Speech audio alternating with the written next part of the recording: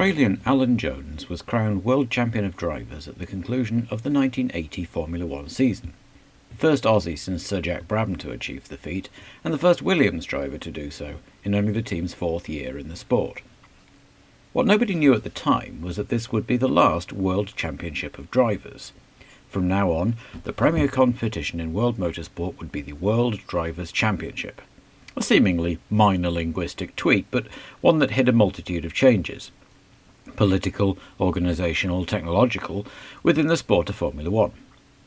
The Maranello Agreement that brought about this change was part of the ongoing FISA-FOCA war, a power struggle within the sport between the governing body FISA, the Fédération Internationale du Sport Automobile, an autonomous subcommittee of the FIA, and FOCA, the Formula One Constructors Association, a collective bargaining association for privately owned F1 teams that had been originally formed to negotiate a fairer shares of prize money and demand track improvements from race organisers.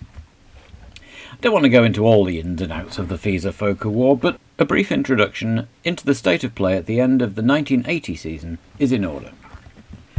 During the late 1970s, the privately owned teams making up FOCA had become increasingly unhappy with perceived biases within FISA's running of the sport in favour of the large factory teams, Ferrari, Renault and Alfa Romeo particularly, in its interpretation of rules, in its disbursement of the funds received from the commercial endeavours, again feeling that FISA favoured the big-name teams over the smaller garages.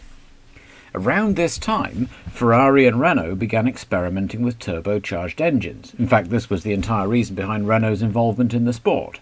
Initially a prestige side project, it became clear during the 1979 and 1980 seasons that turbo engines were much faster than standard-issue Ford DFV engines used by most private teams.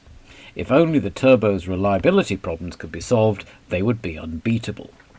But turbo engines were expensive to develop and fuel, and since FISA didn't see fit to ban the innovation, FOCA teams started looking for more and more workarounds and loopholes to keep their competitiveness.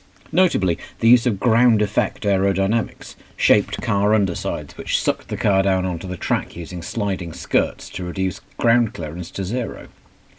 FISA would frequently ban such workarounds and close the loopholes, leading to further accusations of partisanship and increasingly petty exchanges of rule-breaking and fines and bans.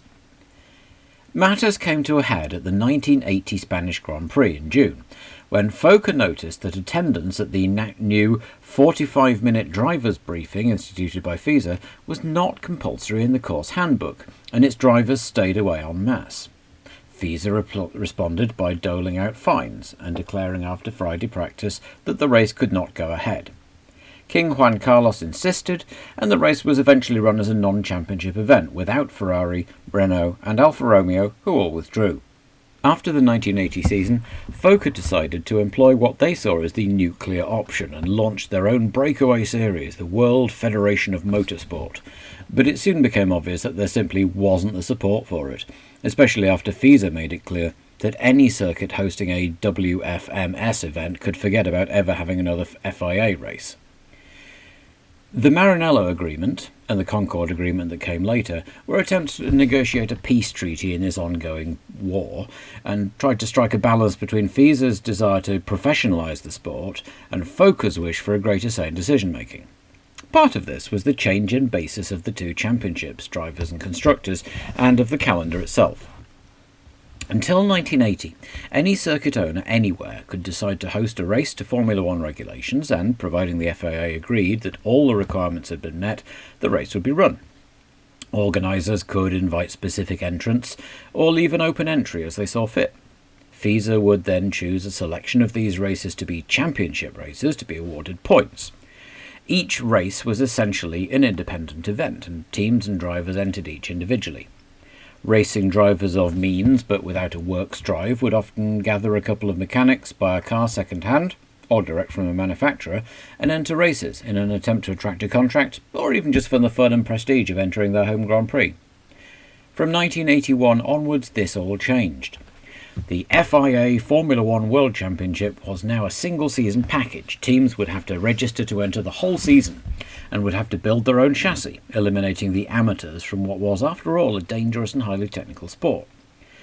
Non-championship races could still occur, but they were already on the way out. With the increased cost of running F1, teams were reluctant to spend money entering races which didn't count for the championship, and without the big names to attract audiences, circuits didn't deem them worth holding. With the better distribution of money that came with the Maranello and Concord agreements, the prize money purses offered by non-championship races also became less important. Finally, the Concord Agreement, signed in March 1981, whose exact terms remain secret until this day, gave FOCA the right to negotiate television coverage rights to Formula One. Television coverage had been a minor issue in the past, but was becoming ever more important, and this concession would give FOCA chief executive and Brabham team owner Bernie Eccleston and his legal advisor Max Mosley even greater influence within the sport, which not everyone was happy about.